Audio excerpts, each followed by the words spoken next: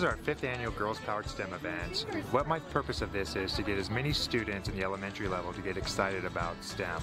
So we have 9 different sessions going on, all female professionals that come and teach girls about whether it's being a vet, being an engineer, being an architect, and the girls work with these professionals and get that passion about STEM.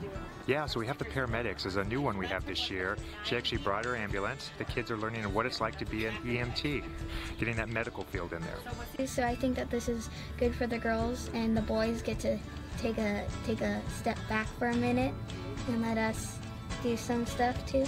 The girls get to be in charge for a little bit, huh? Yeah.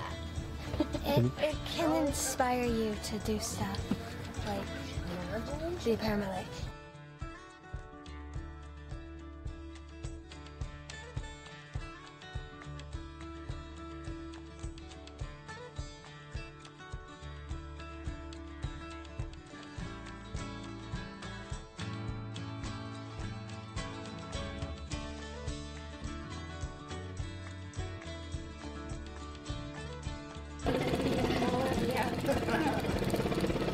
Awesome.